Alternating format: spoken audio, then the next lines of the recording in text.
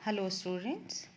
आज हमारा जो टॉपिक है वो है बीएससी पार्ट 1 के स्टूडेंट्स के लिए solvation energy and solubility of ionic solids. इसको हिंदी में बोलते हैं विलायकन ऊर्जा एवं आयनिक ठोसों की विलेयता।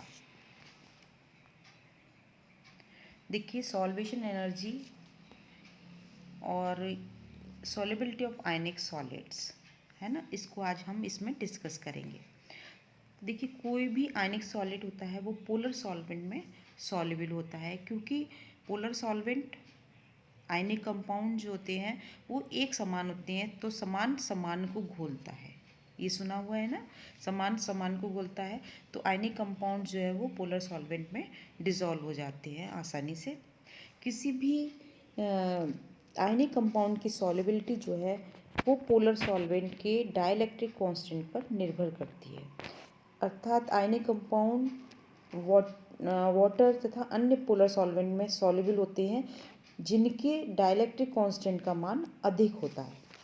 जब किसी आयनिक कंपाउंड को, जैसे NaCl है ना, NaCl को हम वाटर में डिसॉल्व करेंगे तो क्या होगा कि जो जल के अणु हैं, देखिए यहाँ पर ये वाटर मॉलिक्यूल है, यहाँ देखिए ये यहाँ पर O के ऊपर कैसा है, पार्शियली नेगेटिव चार्ज है, और यहाँ जो है वो कैसा है, पार्शियली पॉजिटिव चार्ज है। दो पोल है इसके, देखिए यहाँ एक नेगेटिव है और ये पॉजिटिव है। तो वाटर का जो नेगेटिव पोल है वो NaCl के पॉजिटिव को, मतलब Na+ कैटाइन को अपनी ओर अट्रैक्ट करेगा, और जो पॉजिटिव है वो क्या करेगा, क्लोराइड आयन को अपनी ओर अट्रैक्ट करेगा। तो इस आकर्षण की वजह से, अपोजिट आयंस के आकर्षण के कारण क्या होगा, NaCl जो है वाटर में डिसॉल्व हो जाएगा। और जल के अणुओं द्वारा किसी आयन को इस प्रकार से घेर लेना, मतलब पॉजिटिव वाटर का जो पॉजिटिव पोल है वो नेगेटिव आयन को घेर ले, और जो नेगेटिव पोल है वो पॉजिटिव आयन को घेर ले। तो इस तरह से घेर लेने को हम क्या बोलते हैं, हाइड्रेशन, या कहते हैं जल योजन। ठीक है। अब आप देखिए कि आयनों के चारों ओर क्या होता है, वाटर है तो इसके चारों ओर क्या है, एक स्ट्रॉन्ग हाइड्रोजन बॉन्ड है। स्ट्रॉन्ग हाइड्रोजन बॉन्ड होने की जिससे क्या होता है कि जो आयंस हैं वो डिफरेंट लेयर्स में व्यवस्थित हो जाते हैं। देखिए इस तरह से, यहाँ देखिए ये जो है प्राइमरी हाइड्रेशन स्फीयर है, और ये है सेकेंडरी हाइड्रेशन स्फीयर। कि जो कैटाइन है उसको वाटर के आयंस जो हैं, नेगेटिव आयंस इस तरह से घेर लेते हैं, और जो नेगेटिव आयन है, एनाइन है, उसको क्या करते हैं, जो वाटर का जो पॉजिटिव पोल है वो घेर लेता है। तो इस तरह से व्यवस्थित हो जाते हैं कि ये प्राइमरी और सेकेंडरी हाइड्रेशन स्फीयर बना देते हैं। ठीक है। अब हम इस एनर्जी को, ये जो इस प्रकार आयन जो जलयोजित होकर स्थायी हो जाते हैं, इस प्रक्रिया में जो एनर्जी निकलती है उसे हम बोलते हैं हाइड्रेशन एनर्जी, या हम कहें कि जलयोजन ऊर्जा। और इस प्रोसेस को एक सिंपल वर्ड हम सॉल्वेशन के नाम से भी कहते हैं कि ये कैसा है, सॉल्वेशन मतलब विलायकन। तो ये निकलने वाली जो ऊर्जा है इस प्रोसेस में उसको हम बोलते हैं सॉल्वेशन एनर्जी या विलायकन ऊर्जा। अब आप देखिए, इस एनर्जी को हम बॉर्न हेबर साइकिल के द्वारा भी दिखा सकते हैं कि जो एनर्जी चेंज है वो बॉर्न हेबर साइकिल के द्वारा हम कैसे दिखा सकते हैं इसको, कि Mx कोई आयनिक सॉलिड है और वो अपने कैटाइन और एनाइन में टूट गया, आयनिक सॉलिड, आयनिक क्रिस्टल जो है, और ये जो एनर्जी है वो क्या कहलाएगी, लैटिस एनर्जी। और यहाँ देखिए आप, ये जो M+ जो है गैशियस एटम जो है वो सॉल्वेटेड जब हो जाएगा तो उसकी जो एनर्जी है हम उसको क्या बोलेंगे, +H+, +H- है ना। तो ये H+ और H- क्या है यहाँ पर, कि हीट ऑफ सॉल्यूशन है, ये कैटाइन की है और ये एनाइन की है। देखिए लैटिस एनर्जी जो है वो कैटाइन और एनाइन की सॉल्वेशन एनर्जी पर निर्भर करती है कि हाईली सॉल्युबल जो कंपाउंड्स होते हैं उनकी सॉल्वेशन एनर्जी का मान कैसा होता है, नेगेटिव होता है, क्योंकि रिएक्शन कैसी होती है, वो एक्सोथर्मिक होती है। तो जैसे ही टेम्परेचर, जब कंपाउंड को घोलेंगे तो क्या होगा, एक्सोथर्मिक रिएक्शन है तो हीट निकलेगी। अगर आप कभी देखें कि कोई कंपाउंड ऐसा है जिसमें ये प्रोसेस जो है वो एक्सोथर्मिक होती है, तो वो जिसमें आप डिसॉल्व कर रहे हैं वो उसका टेम्परेचर बढ़ जाता है। क्योंकि आयनिक कंपाउंड्स कैसे होते हैं, क्रिस्टलाइन होते हैं, और इनमें आयन्स जो व्यवस्थित होकर एक क्रिस्टल लैटिस बनाते हैं, है ना। क्रिस्टल लैटिस बनाने की वजह से क्या होता है कि आयन्स जो हैं वो आपस में इलेक्ट्रोस्टैटिक फोर्स ऑफ अट्रैक्शन के द्वारा बंधे रहते हैं एक दूसरे से, और इसको इलेक्ट्रोस्टैटिक फोर्स ऑफ अट्रैक्शन को तोड़ने के लिए हमें बाहर से एनर्जी देनी पड़ती है, ताकि ये जो आयन्स हैं वो एक दूसरे से अलग हो जाए। और ये एनर्जी जो हमें देनी पड़ती है वो कितनी होती है, लैटिस एनर्जी से अधिक होनी चाहिए, है ना। और ये देखिए यहाँ पर हम कह सकते हैं कि जो हाइड्रेशन एनर्जी है, जितने भी छोटे आयंस हैं, स्मॉल कैटाइंस हैं, तो वो जलीयोजित जो हैं वो साइज बढ़ने पर हाइड्रेशन एनर्जी का मान जो है वो अधिक हो जाता है। छोटे आयन जल्दी जलीयोजित होते हैं, और उनका जो है जैसे ही उनका साइज बढ़ेगा तो क्या होगा, जलीयोजन ऊर्जा का जो मान है वो बहुत कम हो जाएगा। फॉर एग्जांपल देखिए, यहाँ देखिए लिथियम प्लस है, मैग्नीशियम 2+, एल्यूमिनियम 3+, है ना। और अगर हम इसको देखें सोडियम प्लस और बेरियम 2+, तो क्या होगा, इसकी जो जलीयोजन ऊर्जा का मान है, सॉल्वेशन एनर्जी का जो मान है, वो कैसा हो जाएगा, कम हो जाएगा।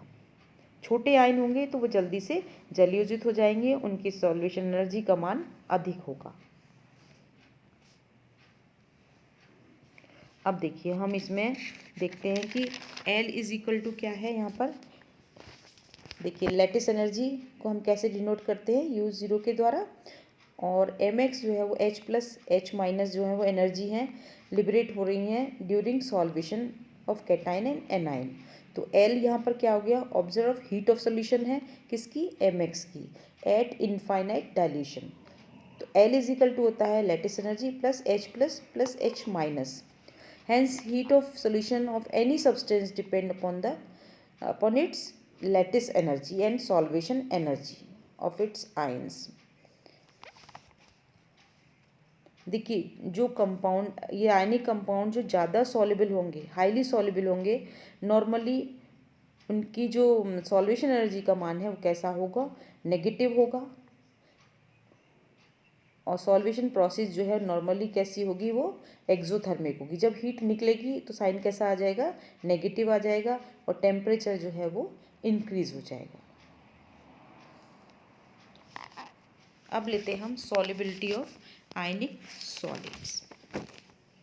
देखिए अभी हमने इसके बारे में जिक्र भी किया था, ionic solids are crystalline solids होते हैं और अपोजिटली चार्ज होते हैं, क्लोजली पैक्ड होते हैं।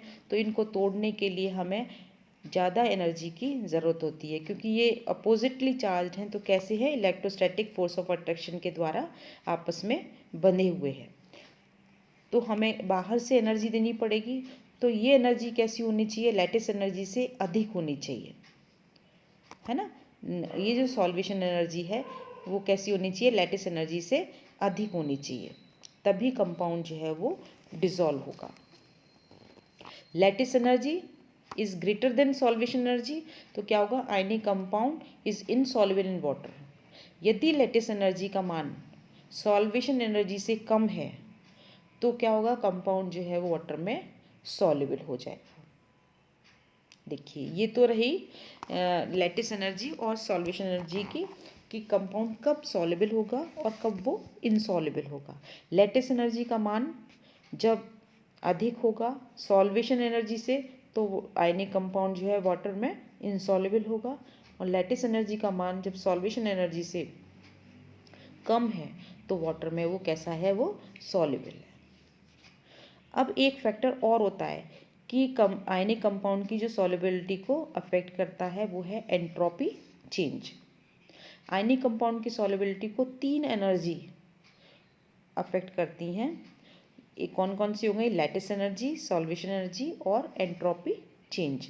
एंट्रोपी चेंज जितना अधिक होगा उतनी ही वो रिएक्शन कैसी होगी, एंडोथर्मिक होगी, और कंपाउंड की जो सॉल्युबिलिटी है वो हाई होगी। देखिए for a system free energy change and entropy change में क्या रिलेशन है, delta G is equal to होता है delta H minus T delta S. देखिए for a solution enthalpy change equal to solvation energy L, so for solution delta G is equal to क्या हो गया L minus T delta S. Delta S किसको कहेंगे हम, entropy change, ये free energy change है। अब किसी भी कोई भी स्पॉन्टेनियस प्रोसेस है तो उसकी जो फ्री एनर्जी का मान है वो कैसा होगा, नेगेटिव होगा। और ये दो कंडीशंस हो सकती हैं जब फ्री एनर्जी का मान नेगेटिव हो। एक तो value of L is negative means solvation should be exothermic, है ना। जब हीट निकल रही है सॉल्वेशन प्रोसेस में तो एल का मान कैसा होगा, नेगेटिव होगा। और दूसरा क्या है, if L is positive then delta S should be very high. जब डेल्टा एस का मान अधिक है तो क्या होगा, डिसऑर्डरनेस ड्यूरिंग द सॉल्यूशन बहुत ज़्यादा होगी और वो कंपाउंड जो है वो इजीली सॉल्युबल होगा। ठीक है स्टूडेंट, समझ में आया आपको solvation energy and solubility of ionic solids.